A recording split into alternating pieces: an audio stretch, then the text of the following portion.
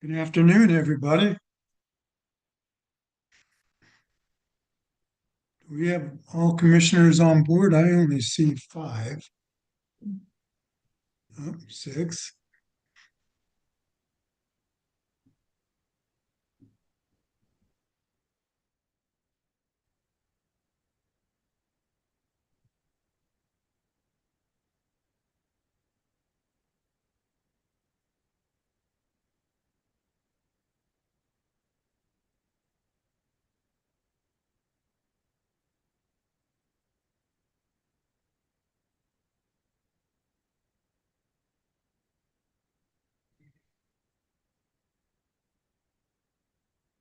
Jenny, is this all we expect tonight?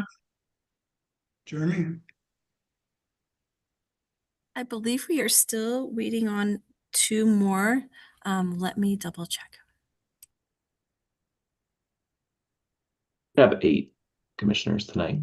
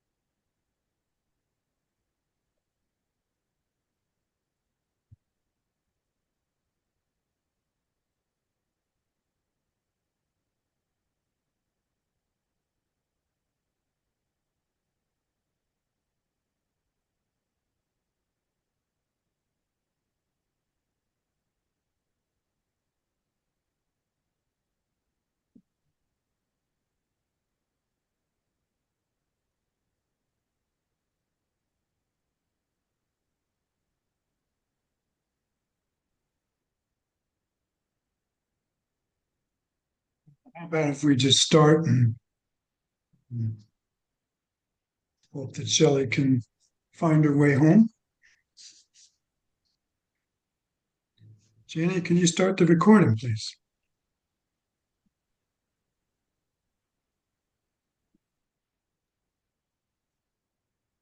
Thank you. Well, good evening, everyone. I am Commissioner John Slutsky, and this is a meeting of the Air Quality Control Commission. It is Wednesday, February 18th,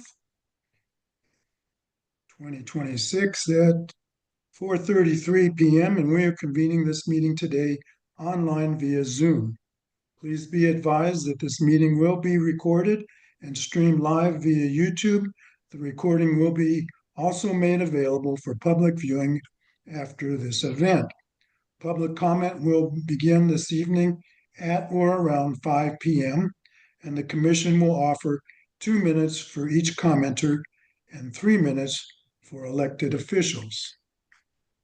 We have a quorum of 7 commissioners today, and that would include myself, Curtis Reeder, Greg Thomas, Dan Blankenship, Jana Milford, Martha Rudolph, and Jim Sewell.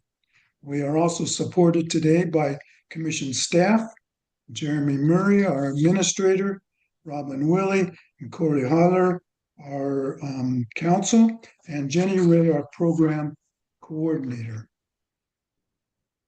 We're going to start with our first agenda item, and that would be commissioner informational items. Commissioners are invited to discuss activities that they have participated in over the past month and any issues relevant to commission business. Does anyone have something to share?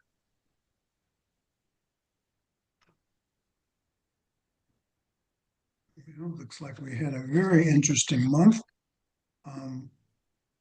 Oh, Jen, go ahead. So I have a suggestion for the good of the order, and I think this is a appropriate, hopefully okay time to bring it up. We've got our briefing scheduled. Oh, our Emma is here to join us. We have 5 briefing schedules in 25 minutes right ahead of us. And I wanted to ask the executive committee if maybe you would reconsider the timing on that. I think it's not enough time to have good discussion with the division and council and each other. And I also think that it's nice to be able to have these briefings and conversation in person as opposed to right at the beginning of the meeting. If we have it later at the end of the meeting, sometimes things come up that we want to discuss with the division and so forth. So just a request to the executive committee to maybe think about the organization of the agenda in that regard. Thank you. We'll write that down. Anyone else? Well, we'll move right on to the division director's report. Michael or Steph will do that, and I think you're both here, so. Yes. Thank you, Commissioner Slutsky. All right, this is a long one, and I'm assuming there's going to be questions. So I'll get through this, and then feel free to jump in if there are any questions. Raise your hand, and I can help answer those in real time, or happy to wait till the end, whatever's the preference of the commission. So in Reg Affairs, our data from the interim NOx intensity reports for the 2025 summer ozone season were posted on January 21st. These data show a 24% reduction in NOx from the upstream oil and gas segment as compared to 2024, and a 65% reduction from the 2017 year baseline. The division is now accepting annual air toxics reports for calendar year 2025. Reports are due June 30th of 2026. Two support sources with reporting requirements, an online information session will be held on February 18th at 11 a.m. Planning and policy staff continue to engage with stakeholders and parties on ongoing efforts pertaining to reporting requirements, fees, air toxics emissions controls, and lawn and garden equipment. We recognize that there is considerable public interest in the report being developed by our refinery expert, and we agree that public engagement is a critical part of regulatory action. When we created the regulation or policy, the division collects information from a variety of sources, which is critical to the defensibility and enforceability of any requirements. The statute pertaining to this report lays out requirements for the expert's work, called for a neutral look at existing data and regulatory requirements. And the expert review is only one part of our ongoing work to regulate refineries. Once the work of the expert is complete, we, with leadership from our in-house environmental justice and outreach team at the division, will be making the findings public and facilitating discussions and outreach informed by the report with all stakeholders, including community members, on appropriate next steps to mitigate impacts from refinery operations in our communities. Quick ledge update. So we did testify at the Compliance Advisory Panel Sunset Review hearing on February 5th in support of the Department of Regulatory Agency's recommendation to continue the Compliance Advisory Panel. The purpose of this state-level panel is to support CDPHE's Small Business Assistance Program, which helps small businesses comply with air pollution regulations and has been extremely successful. Despite the panel's current inactivity, DORA recommended continuing the panel because of the Federal Clean Air Act explicitly requires states to maintain Compliance Advisory Panel. We're seeing a high trend in proposed legislation related to energy and utilities. And there's about 12 bills that we're monitoring that have currently been introduced. A full list of those is in your briefing packet. So you guys can take a look at those, and happy to have our new legislative person at the division provide additional updates as some of those kind of get moving a little bit further along. Our greenhouse gas inventory and reporting units are working on developing reporting solutions to support Reg 22, the annual emissions reporting in the absence of EPA's electronic reporting tool. The contractor was just identified to support the 6 highest priority categories, and staff are working with select operators that have proposed solutions for 3 other source categories. The remaining categories will have solutions developed in-house, as these are the simplest and lowest risk sources. Almost all operators will be provided enforcement discretion to permit late reporting.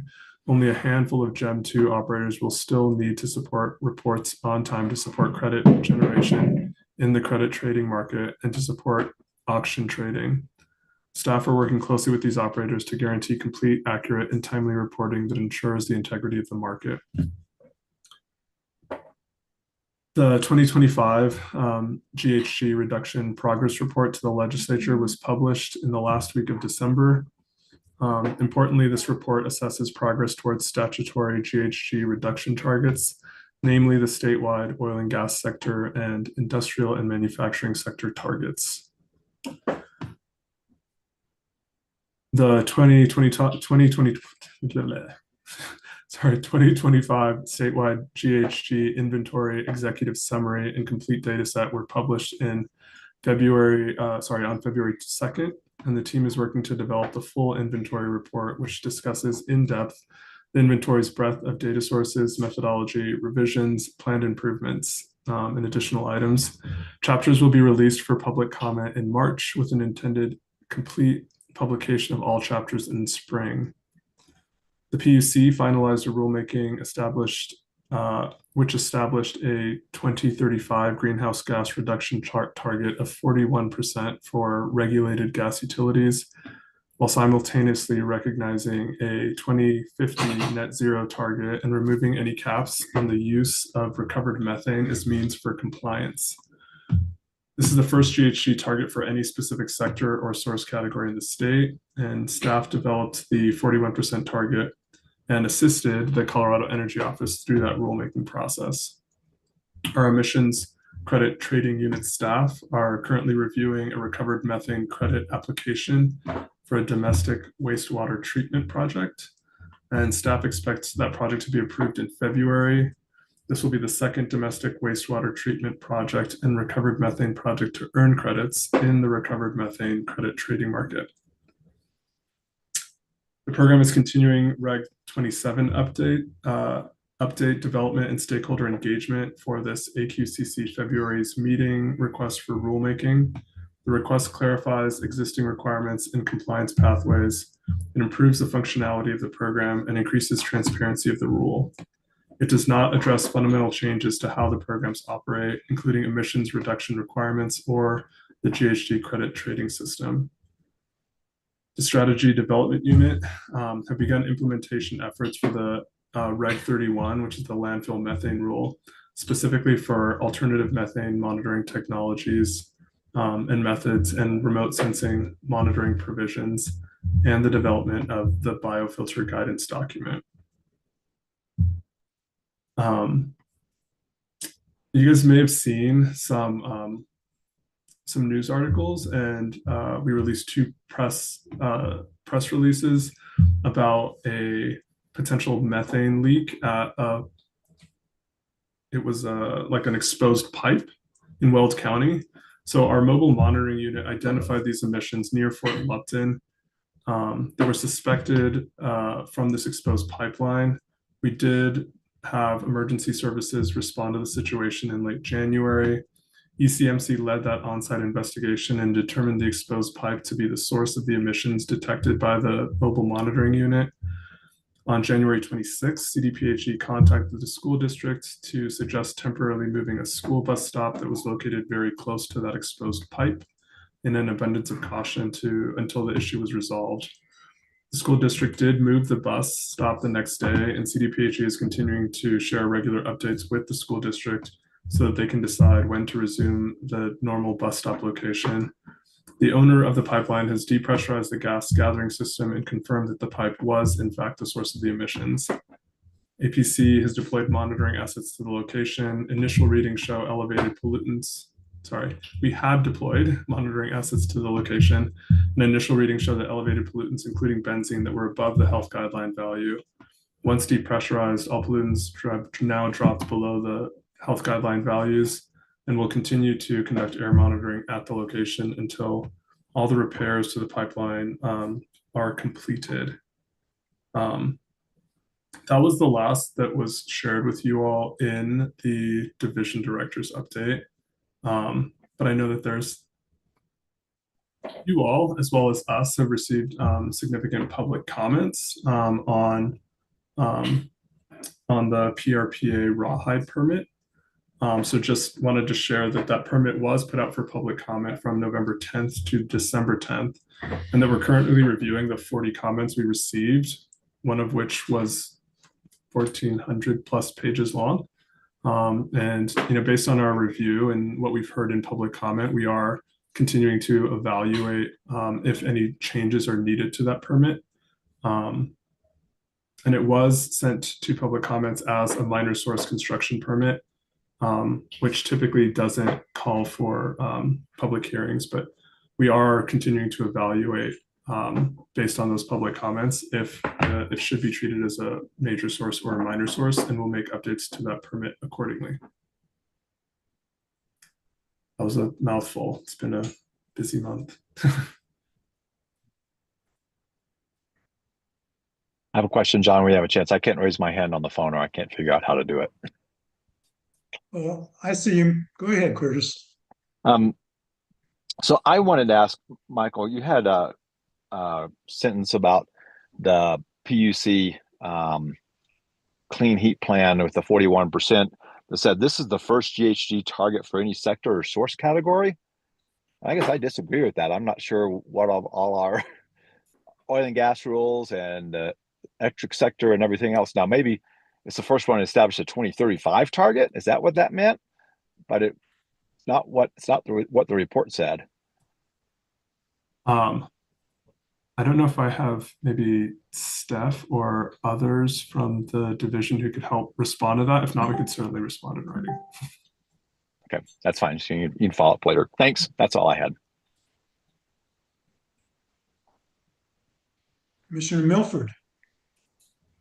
Yeah, Michael, thank you for the report, and thank you for adding the note about rawhide. We did get a lot of public comment about that, as you know.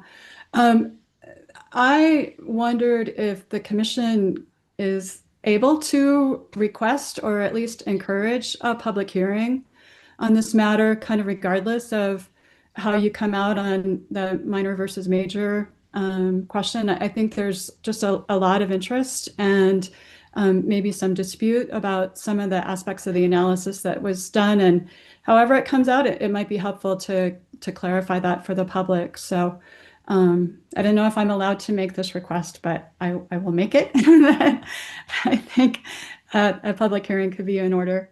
Jeremy jumped on, so I'm probably going to get shut down. But Well, I just wanted to say it might, if you have questions about the commission's authority to do things, it might be better suited for an executive session with our legal counsel. Okay.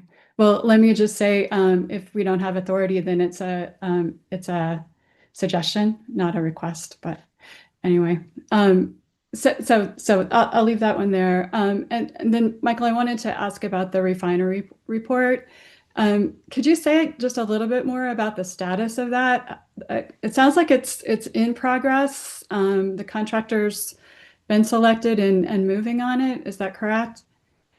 Yes. And in terms of timing, Jessica Furco has been leading that effort, and maybe she can kind of help outline the timing in terms of when that would be released and additional stakeholder outreach would continue. Actually, I know that Steph is out.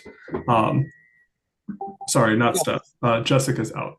Yeah, Jessica's out today. She's celebrating her birthday and ignoring that all of us exist for today.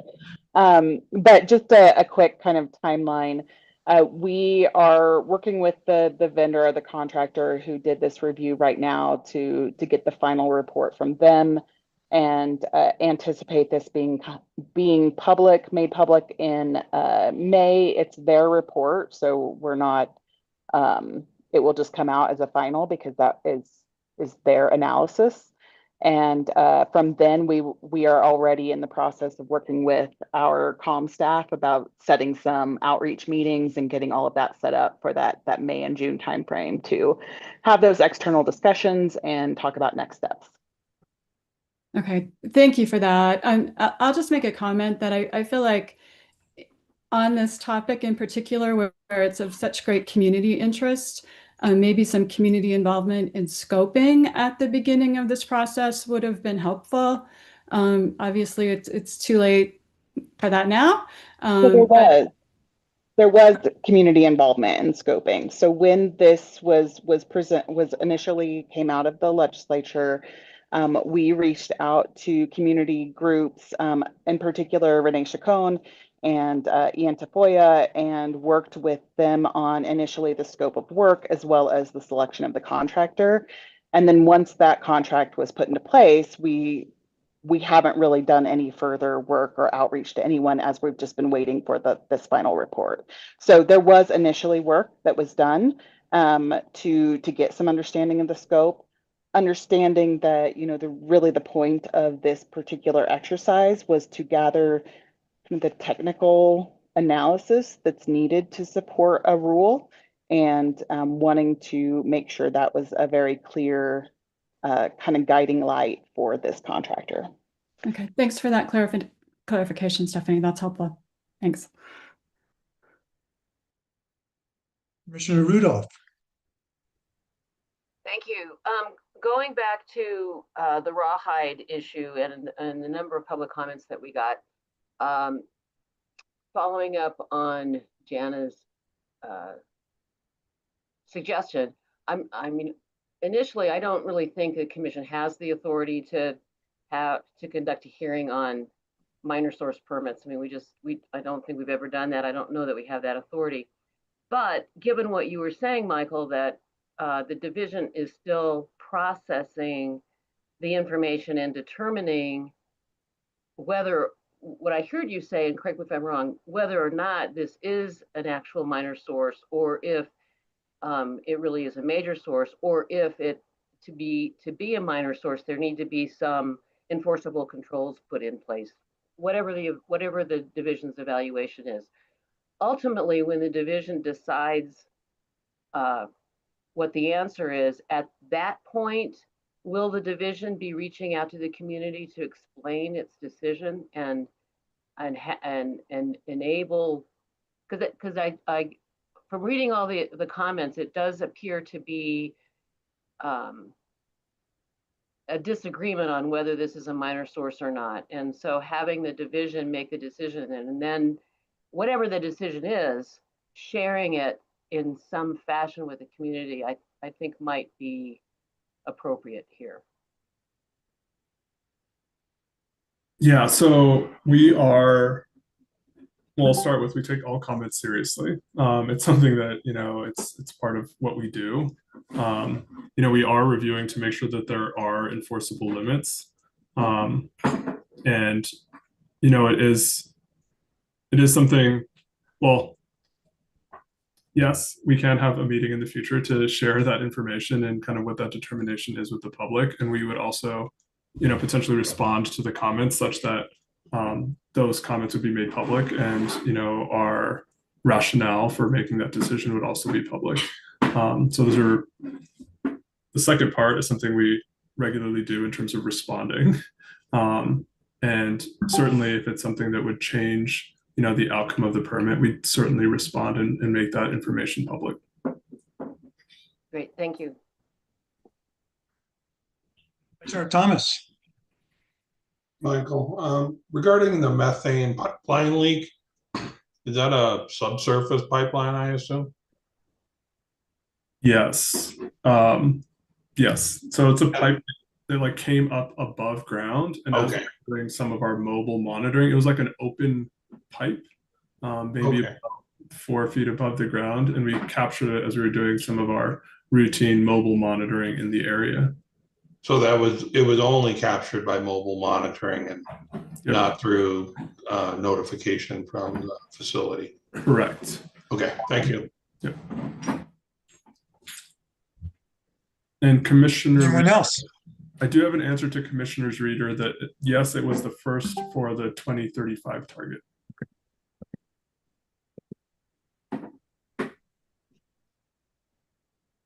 Anyone else? Well, we will move on to our Attorney General's report.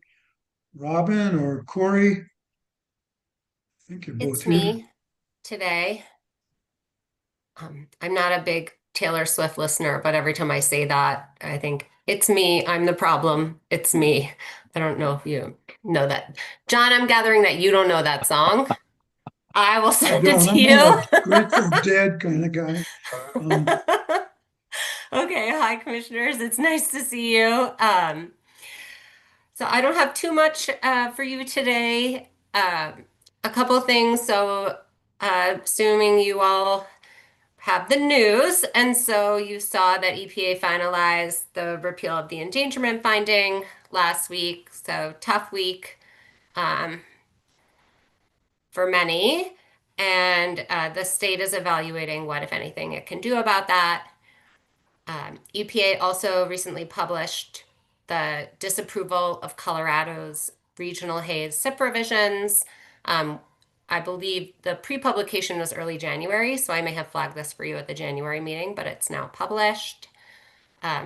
Interestingly, just this week or last week, I think just this week, EPA also proposed to partially disapprove Hawaii's regional haze SIP provisions on similar grounds. Not a full disapproval there, just a partial, but so we'll, currently exploring options there. What else? Been so not busy at all. I've just been painting my nails. Um, you know, State filed a petition for rehearing with the Department of Energy regarding the Craig Unit 1 202C order that was issued just before the new year. So that petition got filed the end of January. Department of Energy has 30 days to act on that. The two of the operators or two of the owners of the Craig station, including the operator Tri-State, also filed a petition for rehearing. Interestingly, also on the same takings issue that underlies the EPA's regional haze disapproval. So that is making fun connections. And last, on state lawsuits, the Air Division was sued regarding 2 oil and gas permits, and that case is set for oral argument on April 3. And so that case really involves the question of whether monitoring, record keeping, and reporting that supports a synthetic minor limit. So a limit that keeps a source a minor source instead of it becoming a major source, whether those emission limits are federally enforceable. And so the question is really, are the monitoring, record keeping, and reporting that support it also federally enforceable? And how much is enough, right, is ultimately at issue, is whether there's enough of that monitoring, record keeping, and reporting in these permits. And that will be argued by Ben Elrod from the Air Unit team, and we're really excited to see him do that. Largely, I just wanted to be available if you had any questions about the regional haze action. Jeremy let me know there might be some, but I haven't heard, so I'm happy to answer any questions that you all have about that.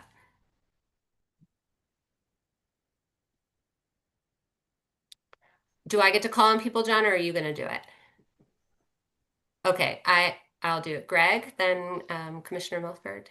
Yeah, thank you very much for that, Robin. And so when you say that the tri-state or the co-owners also file the takings, what does that mean? Does that mean they're in support of keeping the No, they're actually opposing keeping the Craig unit open. Okay. And their theory, grain of salt, and I'm not their lawyer, right? But I'll send it to you. It's an interesting read. generally the idea is if EPA is saying over here that a state requiring a coal unit to shut down is a taking, then the federal government requiring a coal unit to stay open is also a taking. Okay, got it. Thank you.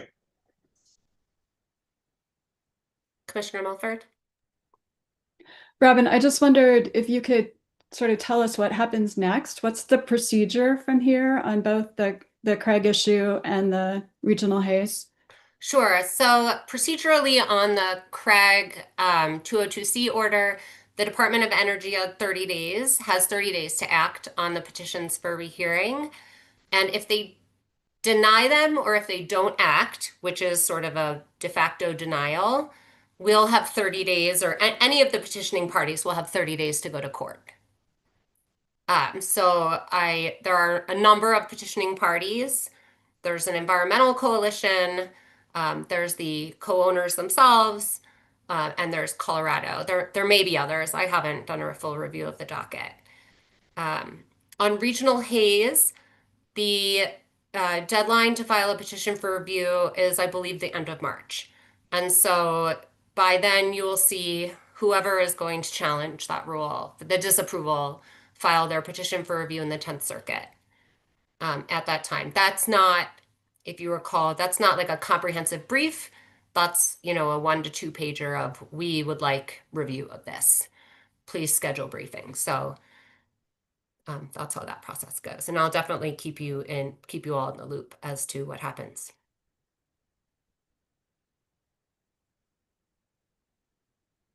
Anyone else? And thank you for saving me, Robin, while I was talking to myself. Unmute. Yeah, anytime. Okay, thank you.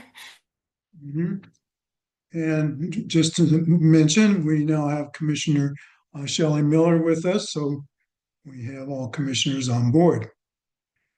Our next item will be our administrator's report from Jeremy.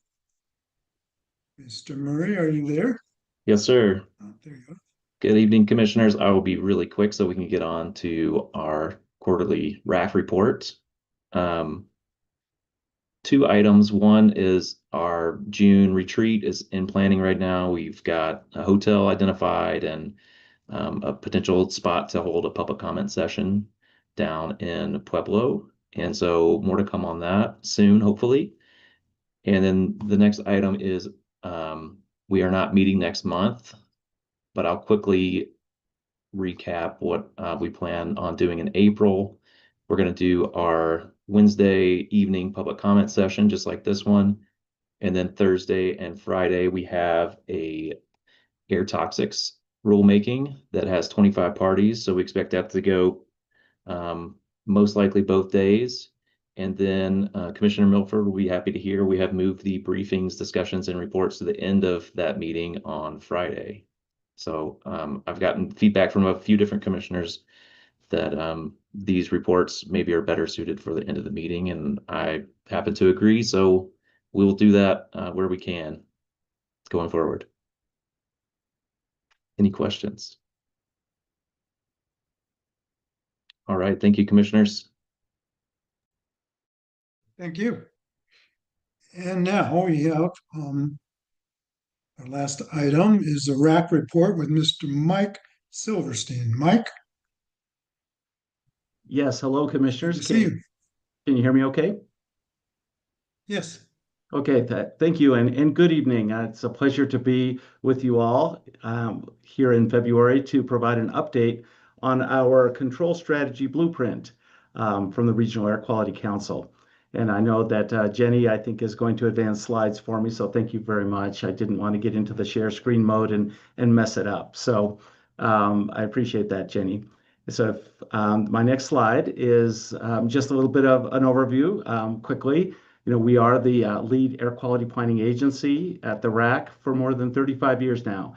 It seems like yesterday, but RAQ has been with us for some time, and I'm the executive director of the office. And I'm happy to be here tonight. You can see our domain, which is a very large region. It's the non-attainment area for ozone, stretching from the El Paso County line to the south through Douglas County and the Denver metro area, all the way up through Weld and Larimer counties to the north up to the Wyoming border.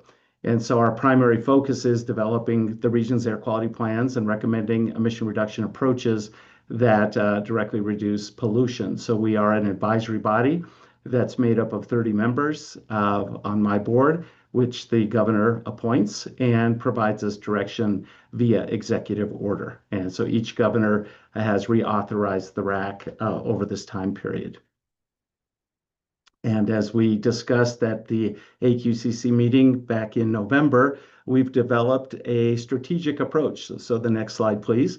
A strategic approach to reaching compliance, achieving ozone compliance over time. And so our board adopted in the fall of 2025 what we called our blueprint, our emission control strategy blueprint, so that we have a game plan to move forward in our near future towards developing the next state implementation plan and also implementing strategies that can have a positive effect on ozone pollution and give us a chance to come into compliance on time.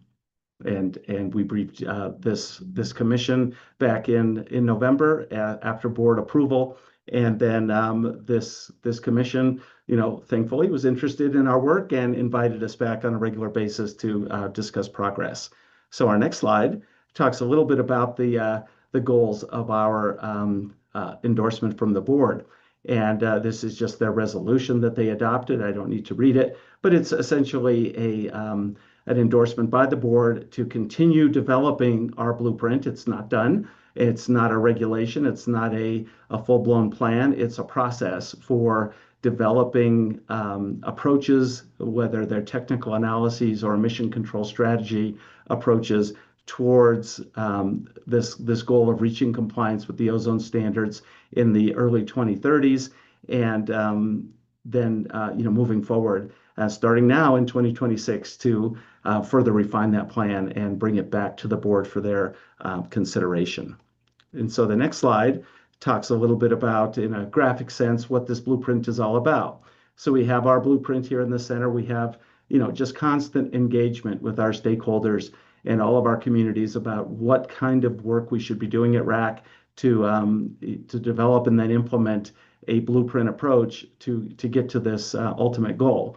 And so we have our board's blueprint development policy, this policy that was adopted by our board that is really a guiding approach to bringing matters in front of our board and then to our stakeholder community.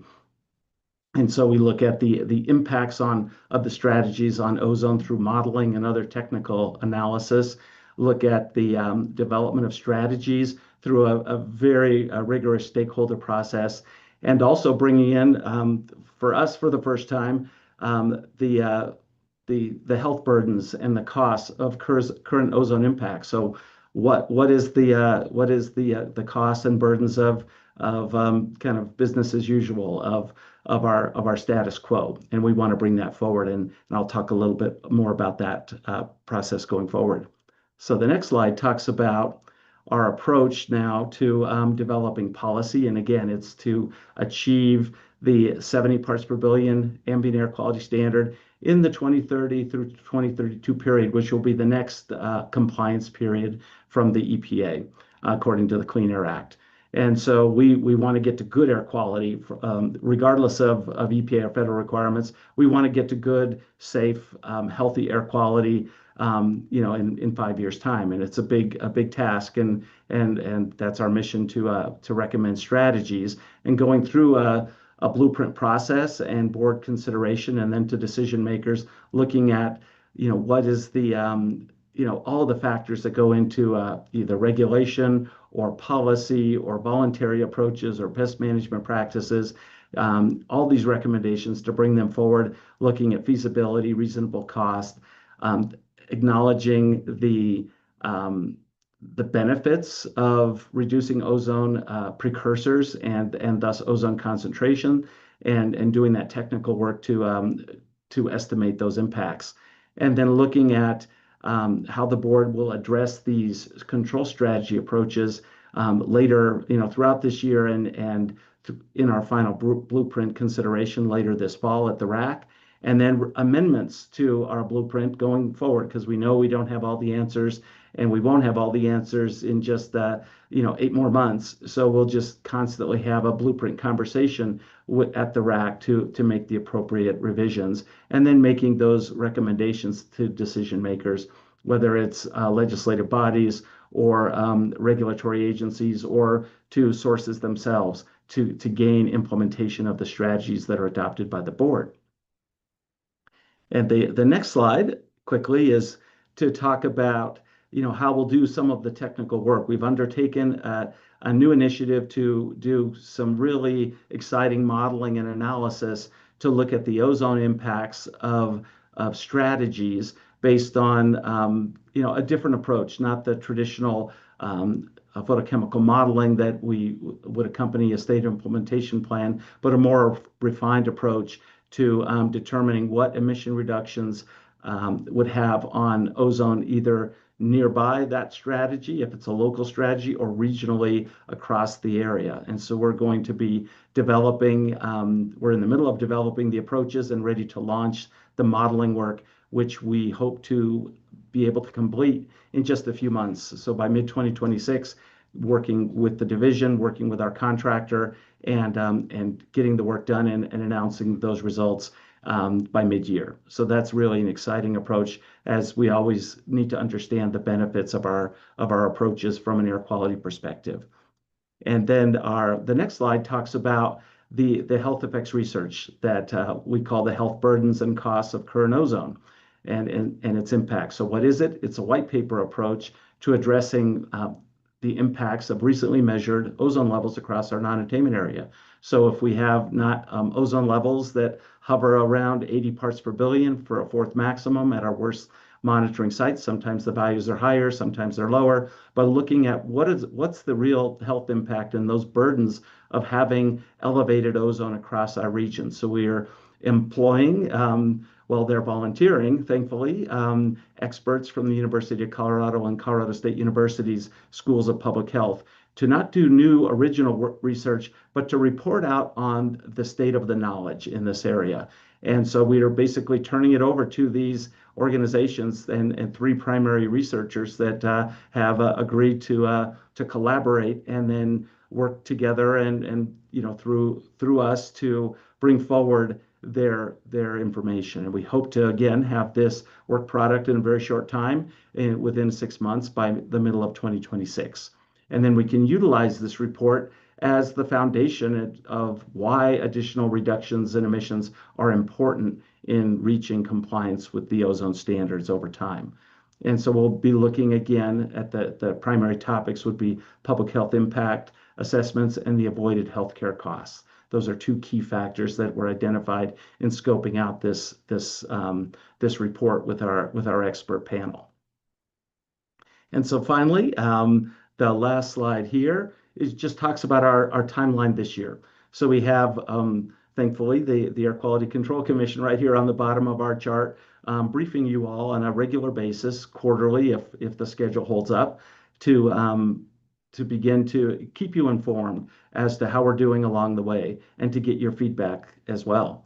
And so we have in our first quarter of 2026, which we are in, continuing our strategy development and review process and getting our health burdens and costs of current impact study out here, along with the modeling work, the technical analyses work in the middle of the year, and then updating all of our strategy briefing papers that we presented as part of our blueprint, and looking at refinements, adding new strategies if appropriate, taking away some strategies if determined to not be appropriate for our blueprint, going through our board in the fall, the fourth quarter of 2026, working with stakeholders along the way, but conducting workshops, especially in late summer, early fall, to get that additional feedback. And we have a number of processes at RAC, control strategy committee meetings, where we update and get feedback on the blueprint process, and our regular monthly board meetings as well to brief our board and to get feedback, not only from board members, but from our public.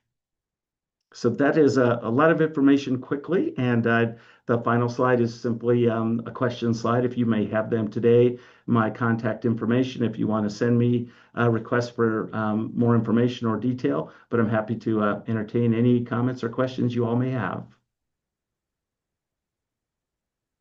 Thank you, Mike. I look forward to having you or one of your partners visit with us on a quarterly basis. That'll be nice. Are there questions?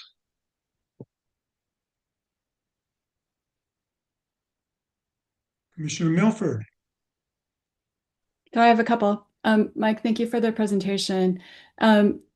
First, I would like to put a plug in for not just a 15-minute briefing, but a full briefing when the reports that you mentioned are completed. I think the white paper on ozone health effects will be of significant interest to us and folks who follow commission meetings, and also the modeling analysis of the potential ozone reductions from the control strategies. I'd love to see that in some detail.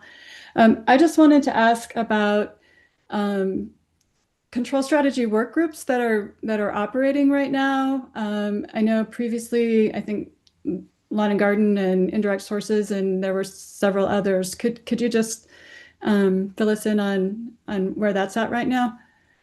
Well, sure. Thank you for the questions, and we will be happy to come back at future meetings to talk in great detail, if so requested, about the work that we're doing and the studies that are underway.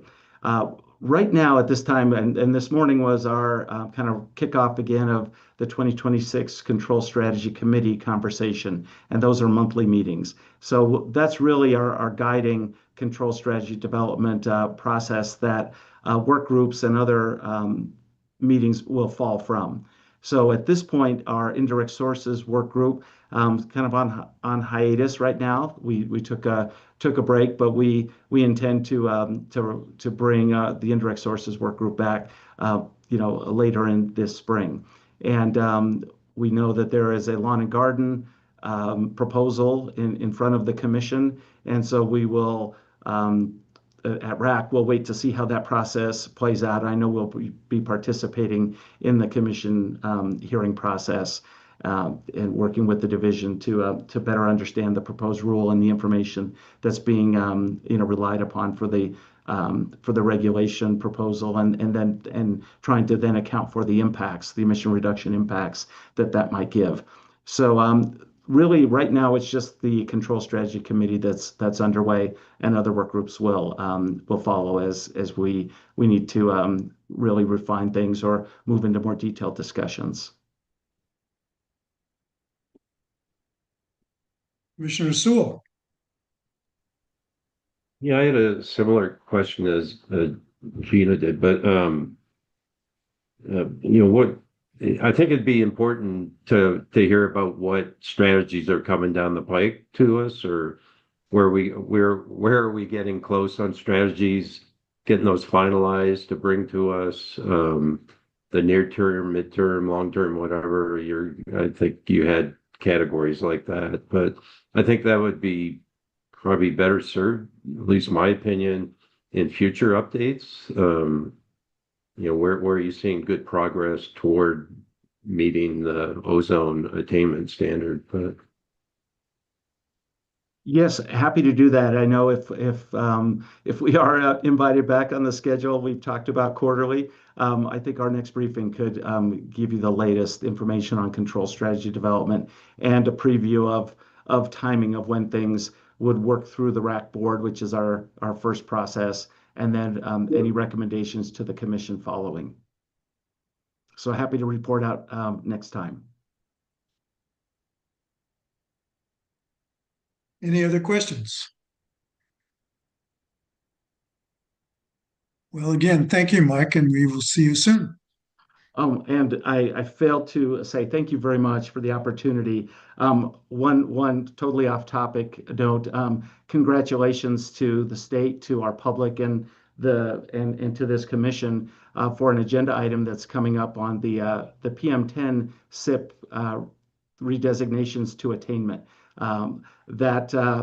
Those were my SIPs from the 1990s, and it's funny to see how things come full circle. So not just mine, of course, but my team when I was with the Air Division, and all the staff that worked on those, and including the Regional Air Quality Council in its previous form, bringing forward the Denver plans. And so really an excellent accomplishment. Kudos to the current staff at the division, and with Rick Coffin and others that have put those together. And just great news that we can say we are in attainment, no longer in maintenance, for a standard that long ago was achieved, and the good public health that resulted. So I just wanted to put a little plug in for that, and thank you. Thanks again, Mike. So it is time for public comment, and I'm going to pass the gavel to Commissioner Rudolph, who is the hearing officer for the RAQC number 7 hearing. And so Marta, there you go. Thank you. Thank you, Commissioner Slutsky. I have a few introductory instructions before we get started on the public comment session. Members of the public will have 2 minutes to speak. We will offer 3 minutes for elected officials.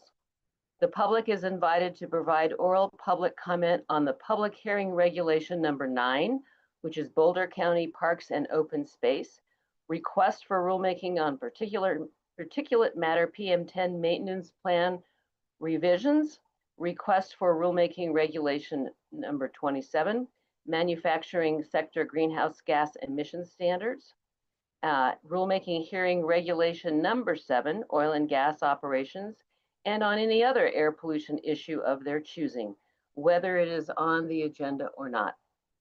Please note that commissioners have read all written public comments, and these comments are part of the hearing record. In the interest of time and hearing from all voices, if you have already provided written comments and we're planning to read your comments in this session, please consider just noting that you provided written comments, and we will move to the next commenter. I want to point out this is a hearing where we had an extraordinarily large number of public comments. And I want to extend my appreciation, and I'm sure on behalf of the remainder of, or the rest of the commissioners, appreciation for all the work that goes in and the interest of all the participants who wrote to us and expressed what their opinions are.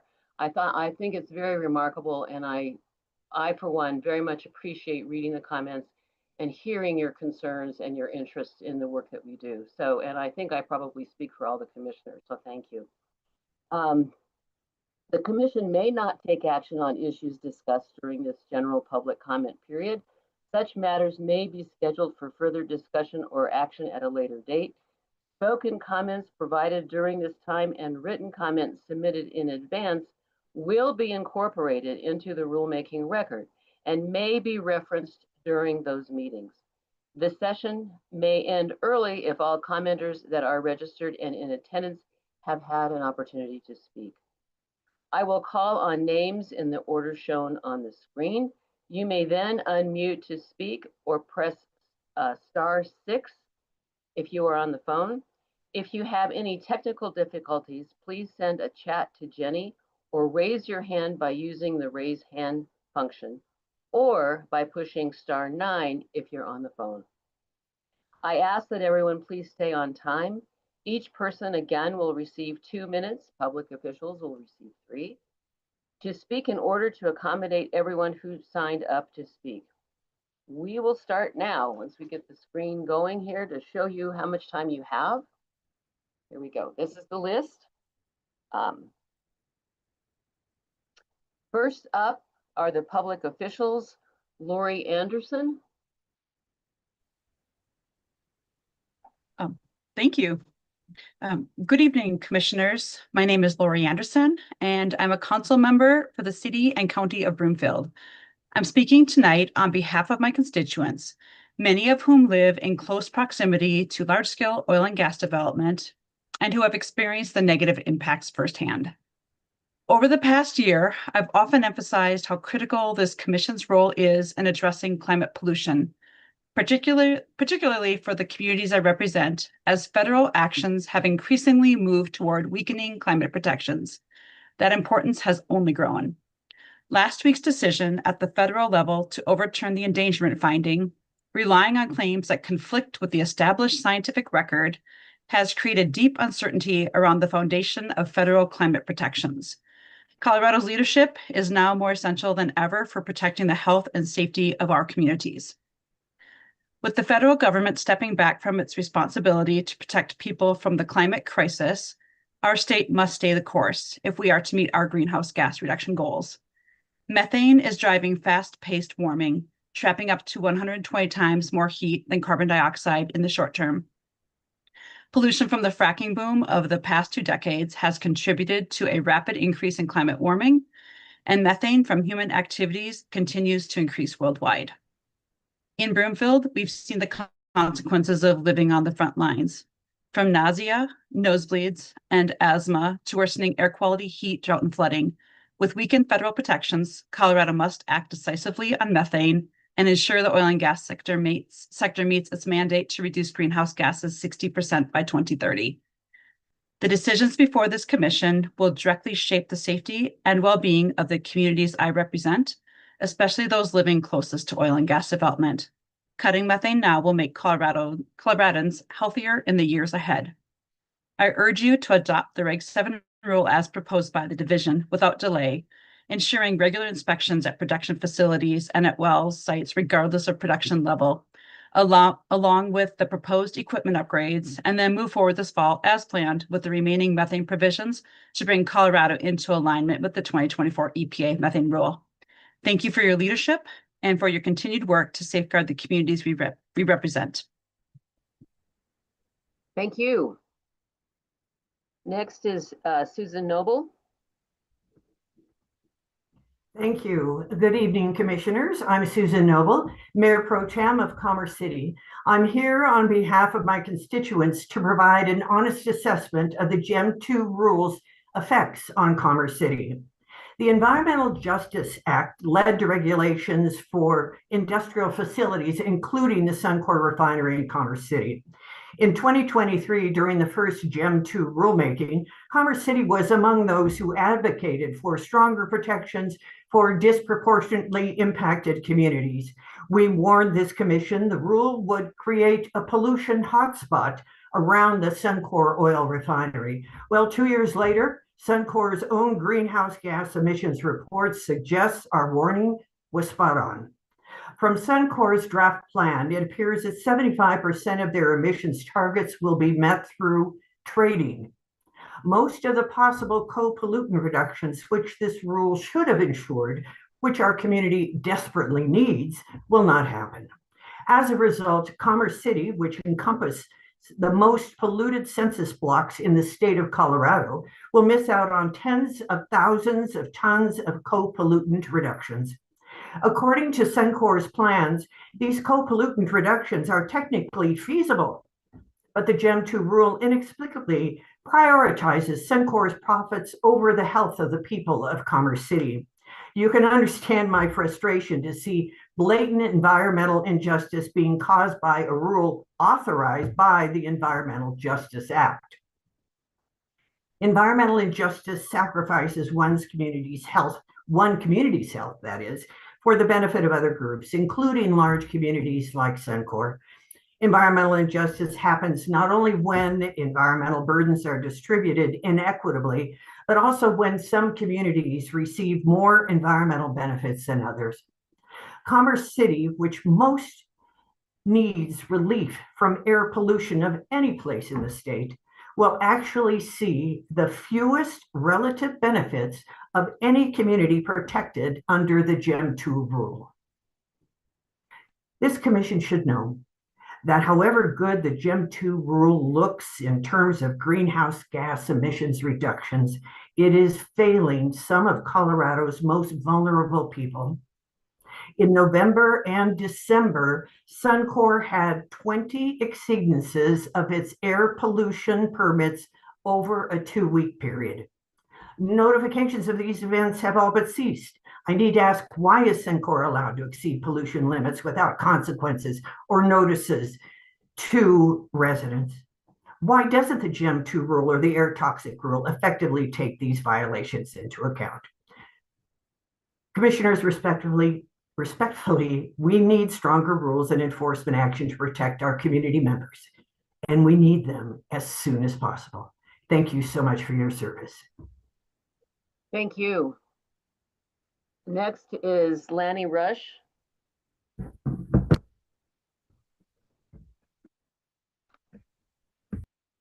Lanny, are you there?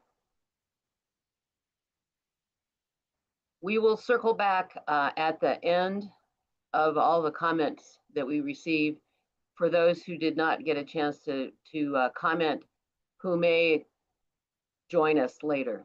So next is V. Prentice.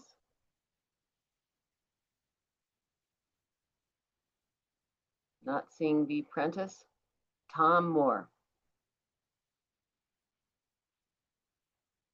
Good afternoon, Commissioners. Thanks for the opportunity to give public comment. I'm going to speak with you all today about kind of hearing the message about public concern about the Rawhide Power Station and talk a little bit about the nitrogen oxide emissions and our ozone air quality planning effort that Mike referred to earlier. So we're noting that and trying to consider, as Commissioner Sewell referred to, which strategies are viable and when they might be viable. We routinely make forecasts of future emissions rates for that planning and the photochemical modeling we do across the region with our colleagues from the division. So we have a forecast of fossil fuel power plant NOx emissions in the 9-county non-attainment region. And the Rawhide plant in total is about 34% of all the NOx emissions from power plants in the region. And we note that there will be this consideration of a permit to install these new aeroderivative turbines. Remember that all the close to a dozen combustion units at that facility can be operated at the discretion of the PRPA, and therefore NOx emissions actually can rise from the installation of these new turbines until 2030 when the coal unit is mothballed. So we're pursuing the concept based on all the analysis that we do that NOx emission reductions are needed across the region to lower ozone, and would like to have consideration of opportunities to limit NOx from the unit. I've included a few slides for your consideration in the folder, in the public comment folder. Thank you very much. Thank you. Next is Emily Thompson. Don't think she may be here. And then Laura Russell. Again, we'll cycle back at the end to see if you've joined us. Then Cindy Warren.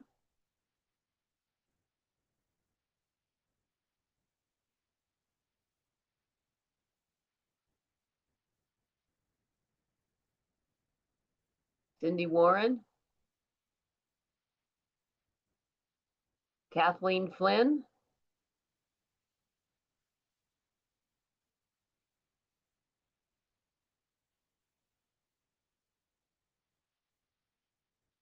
Lynn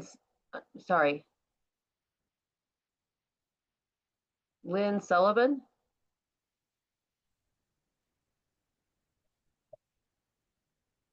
Hello, Commissioners. My name is Lynn Sullivan from Longmont, Colorado. Can you all hear me? Yes, thank you. Okay. I appreciate the opportunity to talk with you today about Reg 7. I'd like to start by thanking everyone who has worked to strengthen Reg 7, and I hope you're proud of that work. It's very important. Specifically, I'm asking the Commission to fully adopt the 2024 EPA methane standards. My reasons include my declining health and that of so many other people suffering from our increasingly intensely polluted air and hotter summers. Working outside in summertime, my cough becomes persistent and I'm so scorched day in and out. I have little energy for life after work.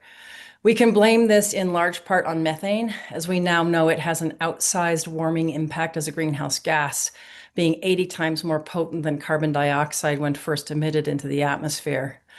Less methane in the air will help diminish extreme heat and dangerous working conditions and diminish the number and cost of extreme weather events and fires affecting everyone. We know that ozone-forming pollutants are released along with methane during oil and gas operations. The resultant ozone is irritating my lungs and inducing asthma attacks in others. Decreasing methane releases will improve our health and begin to diminish our deadly warming temperatures. We need to change this very quickly, so please use the division's proposed timelines and do not delay compliance deadlines until January 2027. My hope is that Colorado will continue to lead the way nationally and inspire other states to follow in our footsteps with full adoption of the 2024 EPA methane standards. Thank you for your time and for your work. Thank you. And I see Cindy Warren is here. Cindy. Hi. Should I begin? I'm Cindy Warren, a retired pathologist who's concerned about Excel's coal ash remediation at Valmont Station. Coal ash poses a significant threat to the air quality and environmental health of Colorado. It contains PM 2.5, silica, heavy metals, including lead, mercury, arsenic, chromium, cadmium, and selenium, as well as the radioactive elements uranium and thorium. It's associated with a wide variety of cancers and chronic illnesses, which can impact every major organ system in the human body. It's toxic to wildlife. There are approximately a dozen power plants in Colorado containing coal ash, and many of these will undergo remediation. Regulators must ensure that remediation activities do not replace water pollution with air pollution.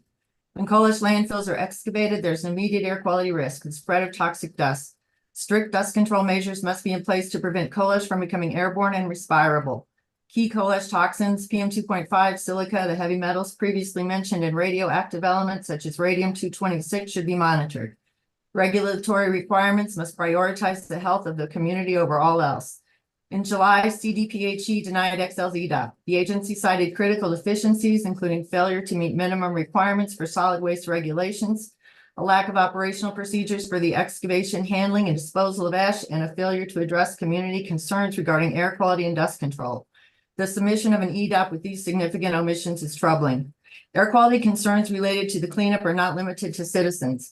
In November, Senator Amably sent a letter signed by herself and 11 other elected officials to Director Ryan and yourselves regarding health risks associated with the remediation. Colorado's coal ash cleanups are more than waste management. They're public health imperatives. It's crucial that these projects focus on safeguarding residents and ecosystems from the documented risks of cancer and chronic illness associated with airborne ash. To achieve this, stringent air quality monitoring must be implemented to verify the effectiveness of dust control measures. Without monitoring, exposures will be undetected and also unaddressed. Please propose air quality monitoring regulations for CDPHE to consider for implementation in the upcoming coal ash remediations. Thank you. Thank you. Renee Chacon. I think she's here. Lauren Swain. Thank you and good evening, commissioners. I'm Lauren Swain, Program Director for Physicians for Social Responsibility of Colorado, also representing a coalition of groups seeking to ensure that disproportionately impacted communities are protected from hazardous air pollutant emissions as required by the Environmental Justice Act. Earlier today, we emailed a letter signed by 16 organizations expressing our deep concern about implementation of Colorado's EJ Act in the context of Regulation 27. The Environmental Justice Act created new legal obligations requiring the Commission to ensure direct on-site pollution reductions in DI communities. GEM 2 is a key rulemaking through which the Commission is to carry out these obligations. However, 2 years into implementation, GEM 2 has failed to protect Coloradans, indicating a broader failure to fully enact the requirements of the EJ Act. In their current form, GEM 2 rules sacrifice the health of communities around Suncor by allowing most on-site emissions to continue unabated. We ask the Commission to fix this failing of the GEM 2 rule. As many of us stated in the 2023 rulemaking, facilities that are negatively impacting the health of DI communities should be barred from the emission trading program. Short of removing these facilities from the trading program, we ask the division to require that facilities demonstrate full compliance with their mandatory emission reduction obligations through on-site reductions before being eligible to participate in the program. However, facilities like Suncor that consistently violate air quality permits should be excluded from the trading program. Please see your email for the full letter, which includes our concerns and recommendations. There you will see the names of 16 organizations that joined in sending this message. Together, we ask the Commission to act with the urgency that our communities deserve. As you fulfill your statutory obligations, we urge you to prioritize on-site reductions at facilities like Suncor to ensure that frontline families see tangible improvements in their health and well-being. Compliance will be felt by impacted communities through cleaner air, fewer sick days, and neighborhoods free from the constant burden of industrial pollution. Thank you for your time. Thank you. Oh, sorry. I seem to have a cough. All right, next we have Marianne Schibel. Hi there. Hi, everyone. I'm Marianne. I'm here representing the Walmart Community Commission, a community-led group made up of residents from disproportionately impacted communities in Boulder County. They're highly concerned by Excel's coal ash cleanup. Yeah, I'm here to talk about how this 10-year plus coal ash cleanup in East Boulder is not only a local issue, but it's a huge critical air quality and public health issue that requires more involvement and oversight of this commission and as well as the state. The communities living next to this cleanup site are already disproportionately impacted, scoring low on the Colorado EnviroScreen tool.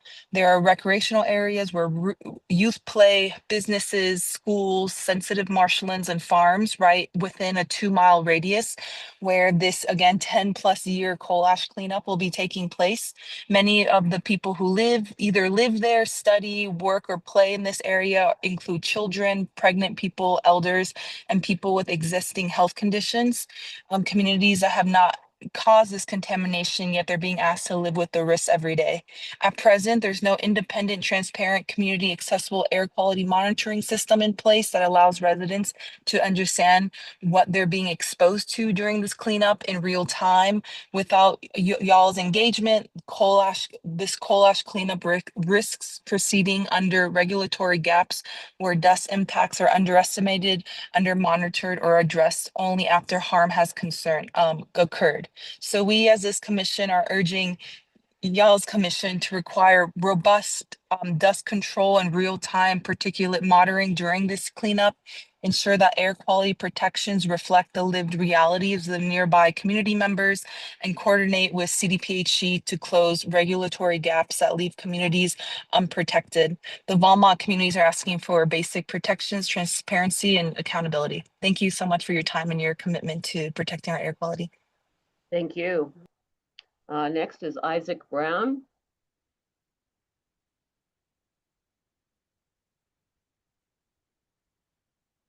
And Jan Rose.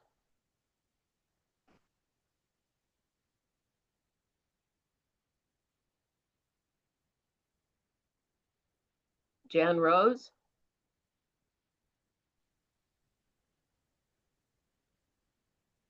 Susan McFadden. Good evening, commissioners.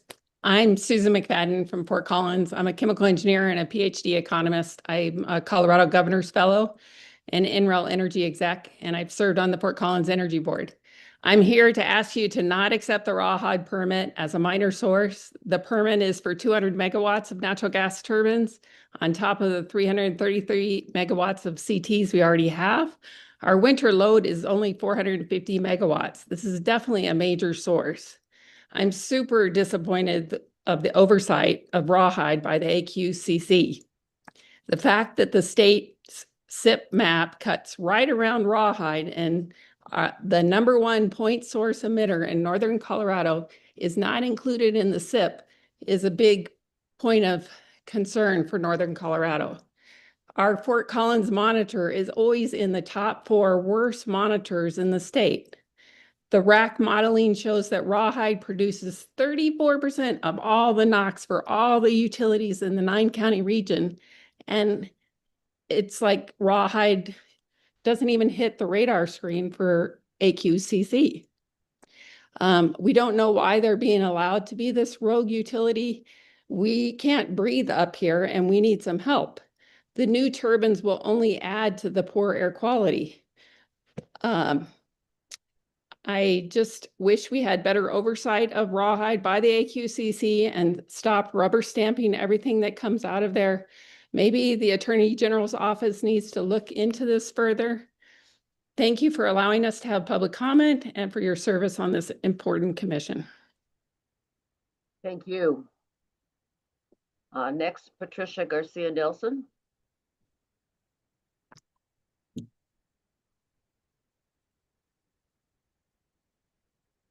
Julian Guevara.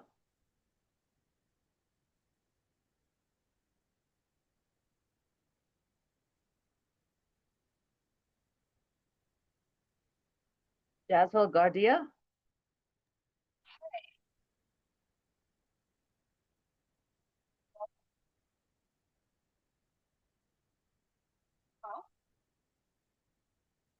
There, I'm hearing. Jazzle, are you there? I see you. Yes. There you go. Okay. Go Okay, ahead. awesome. Okay, awesome. Can you hear me now? Okay, perfect. Yes. Hi, my name is Castel Gardea, and I'm here today as a concerned Colorado citizen. I grew up learning that it's important to preserve our natural lands, care for our environment, and treat our earth with dignity and respect. I urge the Commission to strengthen Regulation 7 and to not delay cutting emissions. This proposed rule will improve our health and protect our environment by establishing oversight at natural gas processing facilities and oil and gas well sites. It also requires enhanced equipment at compressors, transmission, and storage infrastructure through equipment upgrades and improved monitoring. These standards will enforce a significant reduction of methane emissions and other harmful air pollutants. We must cultivate sustainable solutions and implement practices to protect the health of Coloradans and our environment. While the U.S. EPA neglects to implement methane rules and weaken implementation of state plans, Colorado cannot depend on federal regulations. To increase protections for Coloradans, we must approach this through state-level regulations. In addition, reducing emissions helps slow down the rate of climate change and support Colorado's ozone non-attainment status in the Denver Metro and Northern Front Range. There's evidence demonstrating that breathing ozone can agitate the lungs, limit lung function, and lead to asthma attacks and respiratory diseases. We have seen how a warming climate increases odd and severe weather, for example, prolonged droughts, intensified wildfires, and the lack of snow. We must decrease emissions to improve our quality of life. I once again urge the Commission to adopt Regulation 7, prioritizing the health and well-being of Coloradans. Thank you for your time and consideration. Thank you.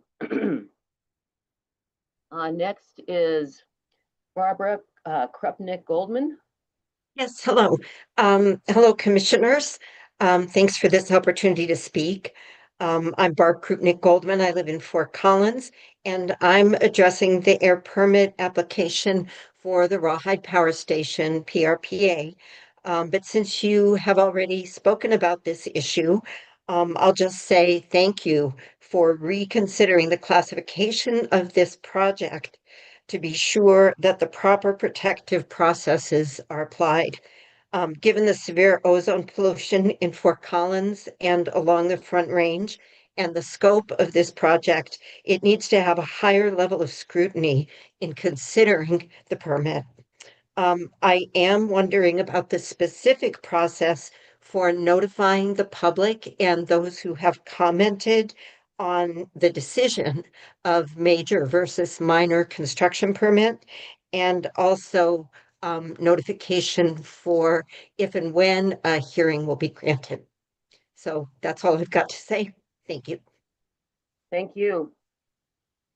Next is Nick Torres. Julian, I see you. I'll get back to you in just a second. Nick Torres. Good evening.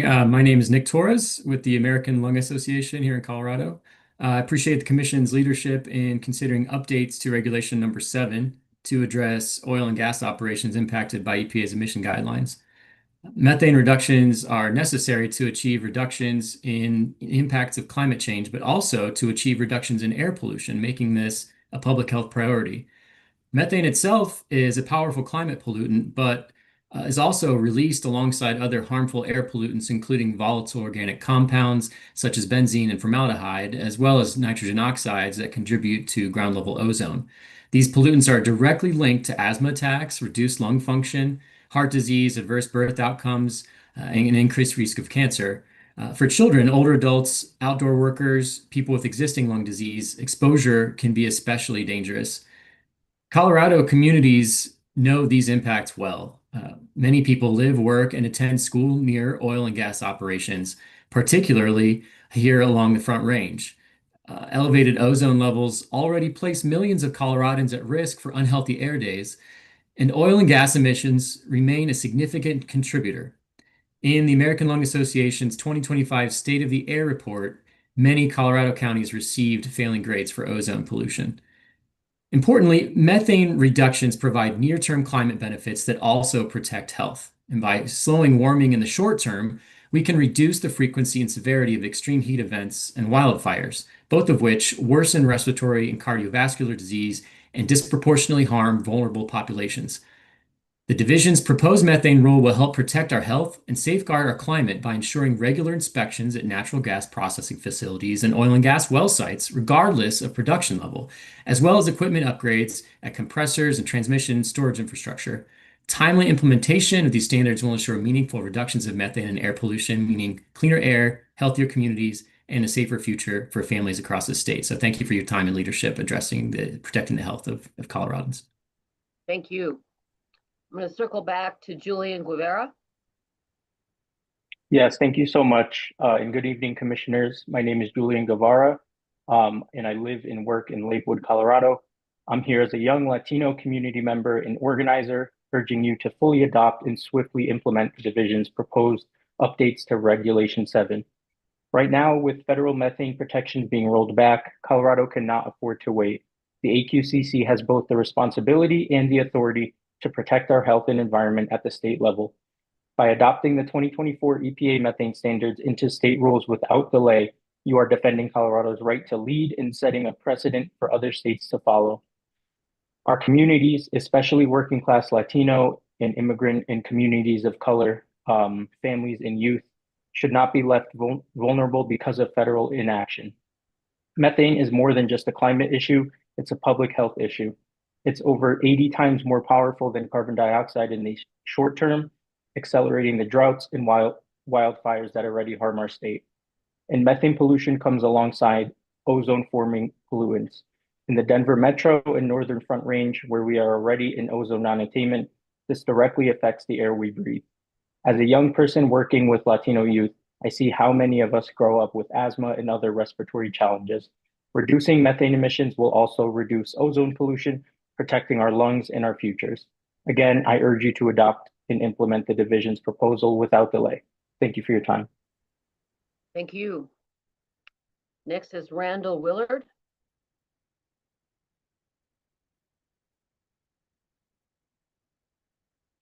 Brian Rogers. Good evening, commissioners. My name is Brian Rogers, and I live in Durango, Colorado, in a rural region in the San Juan Basin that has long been identified as one of the largest methane hotspots in the country. For communities like ours, methane regulation directly affects our air quality, public health, and water security. Methane is a powerful greenhouse gas, as you all know, with more than 80 times the warming potential of carbon dioxide over a 20-year period. It is responsible for roughly 1/3 of the warming we are experiencing today. In our region, that warming contributes to prolonged drought, more severe wildfire seasons, and increasing strain on water sources. Methane emissions are also accompanied by ozone-forming volatile organic compounds, which harm lung function and worsen respiratory illness for our community. I'm speaking on behalf of San Juan Citizens Alliance and our 1,000 members, and we respectfully urge you to adopt the division's proposed revisions to Regulation 7 as drafted and to maintain the proposed compliance timelines. Incorporating the EPA's 2024 methane standards into Reg 7 now ensures Colorado continues to implement and enforce methane protections at the state level rather than waiting until 2027 federal deadline. Acting now provides regulatory certainty and accelerates achievable emissions reductions.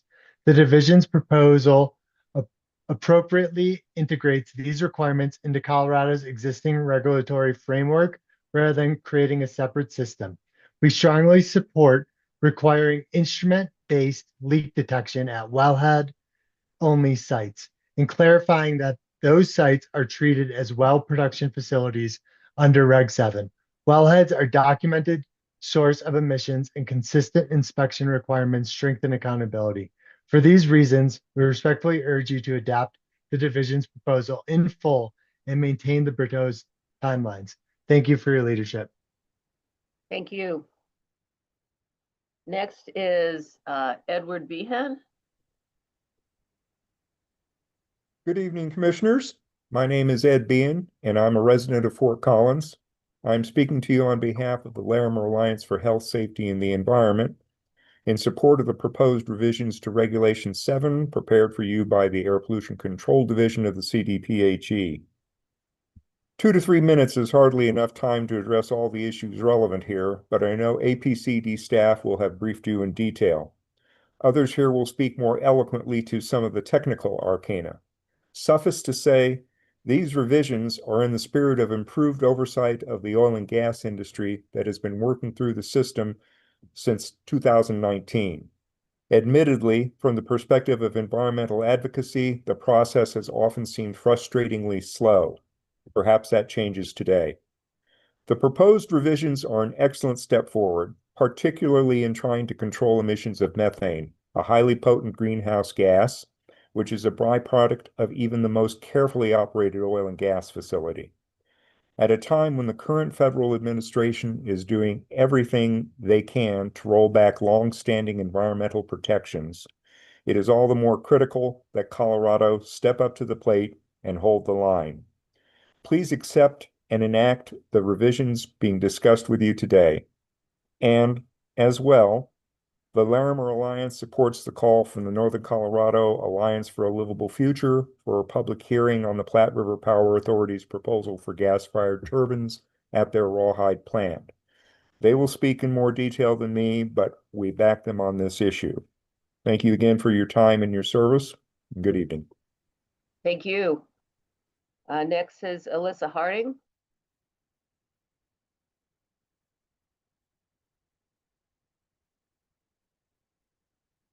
Okay, then Heidi Lethwood.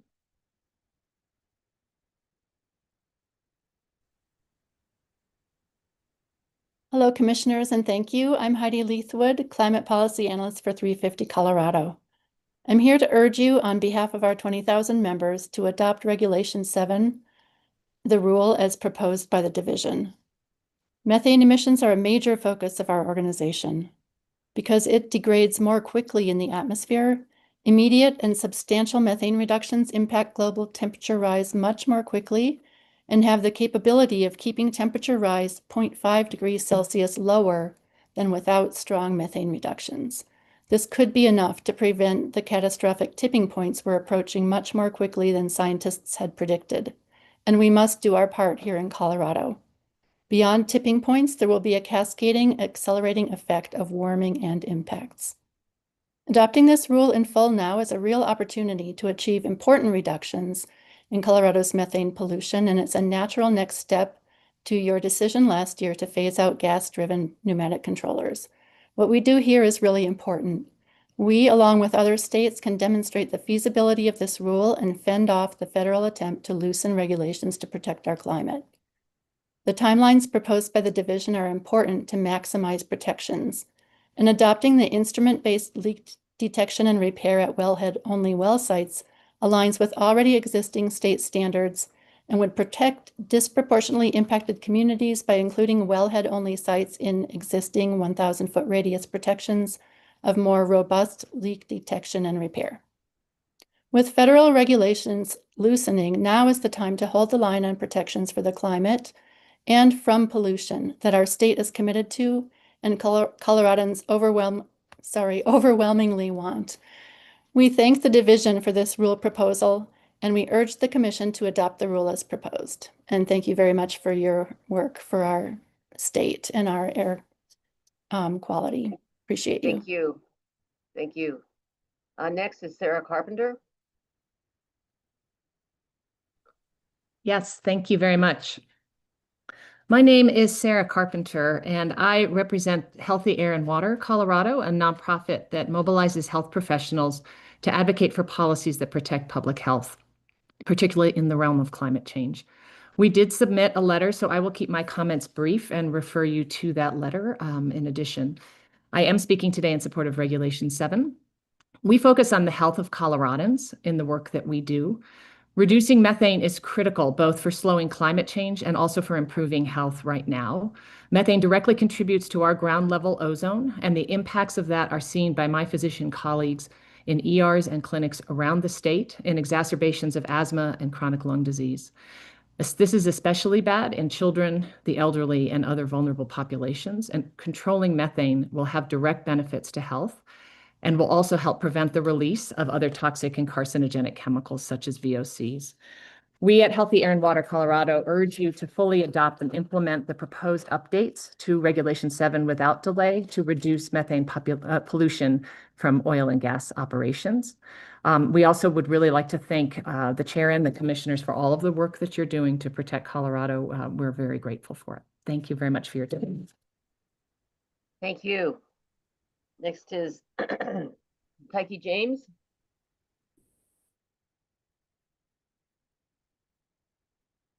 Eleanor Andrews. Hello, can you hear me? Yes, go ahead. Great.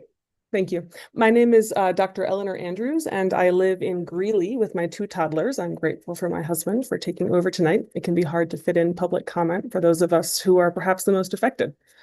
I am conscious every day of the poor air quality here in Weld County, and I also occasionally commute to Golden. Turning onto I-76 from the Weld County Parkway, the mountains are practically obscured by the brown smog, the brown smear of smog. When I'm in Golden, I work at the School of Mines as a scientist, teaching and conducting research on energy and the environment. Today, I'm representing only myself and my children, my family, but I am marshaling decades of research on air quality and related law and policy. So specifically, I'm here to talk about the new gas turbines at the Rawhide energy stations. I have broader concerns about the project. It's not clear to me that there is a need for that energy. And fossil gas is a 20th century fuel that we need to kiss goodbye even faster than coal.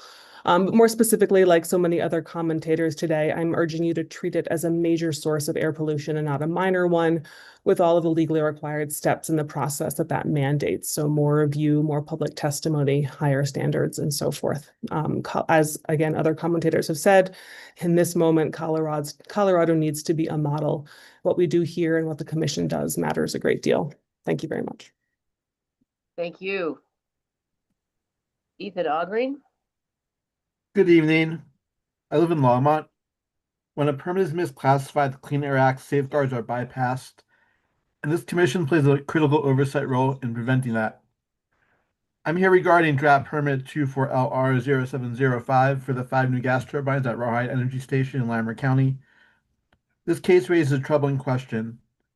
Is this large 200 megawatt project truly minor, or is a major modification being labeled minor in a way that bypasses safeguards that federal law requires?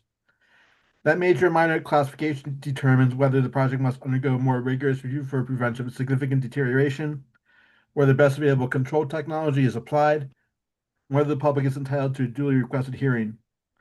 If it's labeled minor, those vital safeguards do not occur. The problem is that this permit authorizes 5 large new combustion turbines and enables legal authority to continue operating Rawhide Unit 1, the coal unit, indefinitely under what is called Scenario B. But the division's minor classification depends upon assuming that Unit 1 will shut down and that new turbines will operate under modeling constrained conditions. But that assumed coal shutdown is not federally enforceable. It's purely voluntary. It can be revoked or never implemented in the first place, and it's not part of an approved state implementation plan. And the model operating limits are not binding restrictions written into the draft permit. Under the Clean Air Act, PSD applicability must be determined based on what the permit legally allows, not what the applicant merely models or promises to do. If the permit allows Unit 1 to continue operating indefinitely, those emissions must be counted as such. And if the permit does not impose enforceable limits, then turbines must be evaluated at full potential. So before any final permit is issued, I respectfully urge the Commission to ensure that draft permit 24LR0705 is classified based on what it legally authorizes processed under the appropriate major source review framework with PSD applied, and that the duly requested public hearing be granted. All right, thank you. Okay, now I'm going to go back and to those who have not spoken tonight, I want just to see if they are perhaps somebody has joined us. So I'll go through the list of those who did not speak. If I call your name, please turn on your video if you can, or at least raise your hand. Lanny Rush, V. Prentice, Emily Thompson, Laura Russell, Kathleen Flynn, Renee Chacon, Isaac Brown, Jan Rose, Patricia Garcia Nelson. Oh, there she is. Okay, Patricia Garcia Nelson, you've got the time. Thank you so much. Apologies that I was late. I was testifying at for some bills at the legislature, but I do want to call the commissioner's attention to my public comment that was submitted in writing regarding Regulation 7. Additionally, I want to echo support for the coalition letter that was sent out on behalf of Great Latinos and several other organizations, and look forward to having any discussion with the commissioners and any other division folks about the comments that we have submitted. And I echo probably a lot of what other people said, so I won't take any more of your time. Thank you. Well, thank you. Let's see, where was I? Randall Willard, Alyssa Harding, and Tyke James.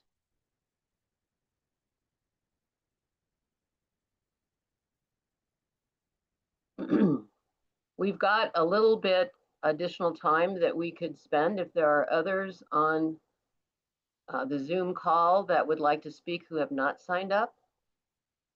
This would be an opportunity for you if you raise your hand.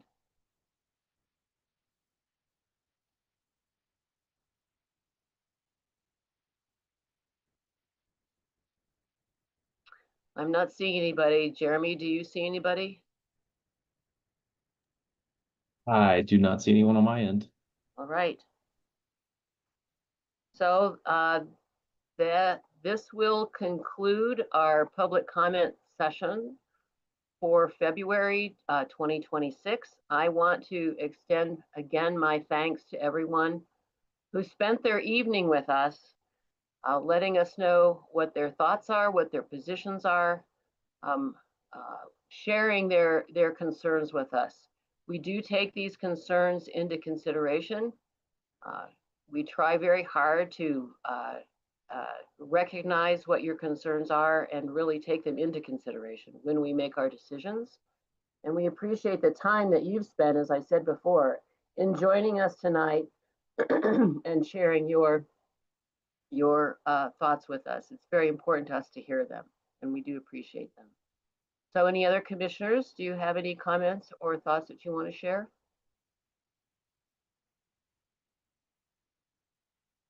All right, well then I will go ahead and adjourn the meeting. We start tomorrow at 9 a.m. And I guess we will see all the commissioners then and staff then and whoever else wishes to join us either on Zoom or in person. So appreciate very much your time, and we will be adjourned. Thank you.